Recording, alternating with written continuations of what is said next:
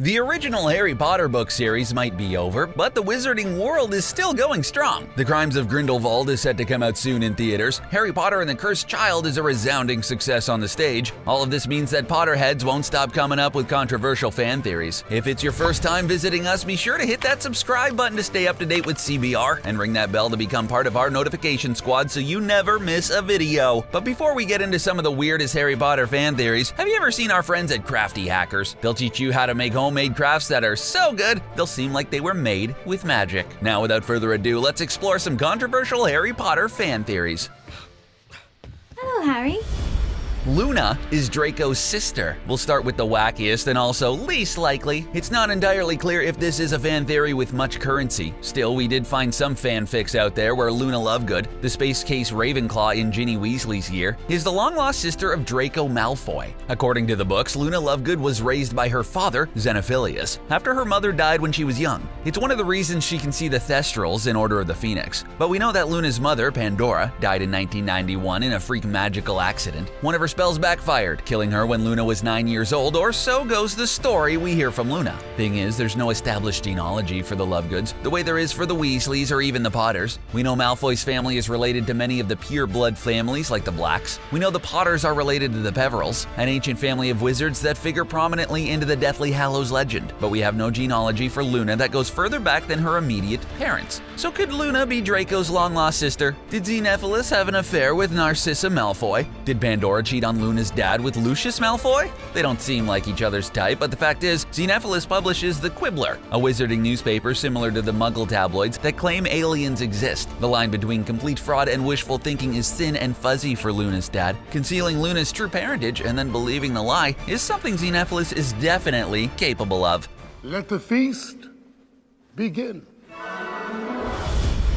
Harry's class size. Hogwarts is a big school that accepts at least 1,000 wizards into its magical halls. Yet we only really get to know 10 or so Gryffindors in Harry's class. According to the math, there should be at least 35 in his year alone. Maybe J.K. Rowling wanted to keep things simple by only introducing us to the students who are relevant to Harry's time at Hogwarts, or maybe there's an even creepier reason. According to some fans, Harry's class is so small because the children in it were born during the Wizarding War. That was a dark time when Voldemort was killing hundreds of wizards at a time in an already small wizarding community. This means there would be fewer wizarding parents in the early 80s to give birth to wizard children, ensuring Harry's class is smaller than it normally would be. Look, if there's one thing that's a little off about Harry Potter, it's the sense of scale. The wizarding world is small enough that everyone seems to know each other. At the same time, however, they still have a huge bureaucratic state that's big enough to rule over millions. The Ministry of Magic is too huge for a society that only has 1,000 kids or so at a time. So how big is Harry's class? We'll never know for sure, but the theory is very compelling. Trust me. Trust me. Ron is Dumbledore. Ron Weasley seems like the opposite of Dumbledore. Ron is street smart sometimes, but not very wise. Dumbledore seems like the complete reverse. Yet some fans think Ron is just a time-traveling Albus Dumbledore. This theory, also called the Knight to King theory, emerged in 2004. It rests on the game of wizarding chess Ron plays near the end of the first book. He takes on both the role of the knight and the king. Metaphorically, this represents the roles both Ron and Dumbledore play in the books overall. Ron is a knight in the Wizarding War, and Dumbledore a leader or king, if you will. But the theory gets even more bonkers. Some believe that Dumbledore's ideal Christmas gift of warm socks comes from bad memories of secondhand clothes Ron experienced as a kid. Lastly, maybe Dumbledore is so knowledgeable because he just keeps jumping back and forth in time. Of course, that doesn't quite explain how he comes to look like a kid when he travels to Harry's present. Scratch beneath the surface, and this theory is really just grasping at straws. The Potter series is essentially mystery books disguised as children's fantasy. They leave red herrings and clues to keep you guessing until the end. No wonder fans have so many theories like this. Ultimately, J.K. Rowling herself shot down this particular theory in 2005.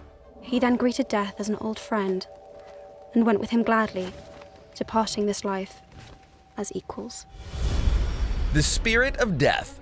In Deathly Hallows, Dumbledore tries to help Harry, Ron, and Hermione from beyond the grave by gifting Hermione the tales of Beedle the Bard in his will. This tells the story of the Peveril brothers, who encountered death while journeying home one night. After failing to drown them in a river, death tricked them into receiving 3 gifts, the Deathly Hallows. One, the Elder Wand, was extremely powerful, tended to invite deadly confrontations from other wizards who wanted it. That's how the first brother died. The second brother received the Resurrection Stone, which he used to bring back his dead wife. But she was a mere shadow of her former self, and that brother killed killed himself to join her in the afterlife. Only the third brother survived by asking Death to give him an invisibility cloak, which he used to hide from Death until old age. The theory is that Dumbledore is, himself, the spirit of Death from the tale. The theory also says that the equivalent of the three brothers are Harry, Snape, and Voldemort. Snape and Voldy die like the first two brothers, but Harry in his wisdom survives. And Dumbledore, who is the only one besides Harry to ever possess each of the Hallows, is Death, playing the same game he played so many centuries ago when the Peveril story was written. Why is it always me? The wrong wand. Before Order of the Phoenix, Neville Longbottom is the black sheep in the Gryffindor family. Always forgetful and lacking any confidence, he consistently fails to perform magic properly. Don't worry, Neville, it happens to all guys every now and then. People even think he might be a squib, a child of wizards who can't do magic. It's only after we learn about how his parents were tortured into insanity by Bellatrix Lestrange that Neville's trauma becomes more understandable. It's also in Order of the Phoenix when he comes into his own and begins to display actual skill in magic during DA meetings. Well, it's around this time that we learn Neville never bought a wand from Ollivander, the way most wizarding children do. Instead, he inherited his from his father, but serious fans know from wand lore that the wand chooses the wizard. So when Antonin Dolohov, a Death Eater, destroys Neville's wand during the battle at the Department of Mysteries, it's logical to conclude he'd need to shop at Ollivander's for a new wand. The book doesn't say it outright, but Neville's spell work is never in question in books 6 and 7. This makes this theory highly plausible. I can touch you now. Horcruxes are even worse. In Book 6, Half-Blood Prince, we finally learn the secret of Voldemort's immortality, Horcruxes. It's an ingenious device in which a dark wizard preserves part of their soul, thus cheating death. According to Horace Slughorn, in whose memory we learn about Horcruxes, the evil devices must be created through an act of evil. Cue the thunder and lightning. But the details of how that actually works remain obscure, and for a reason. Rowling, in a 2007 podcast, said that the specifics of Horcrux making methods are, quote-unquote, too horrible actually, to go into detail about. What is this fan theory describing as that process? One word: cannibalism. More thunder and lightning? Many fans think you have to eat the murder victim in order to use that murder to create a Horcrux. Killing merely rips the soul apart. You still have to prepare a container of sorts to accept that piece of soul and become a Horcrux. It's that second step that is apparently so horrible, which is why cannibalism is a plausible part of finishing a Horcrux. My mother did that after I ran away.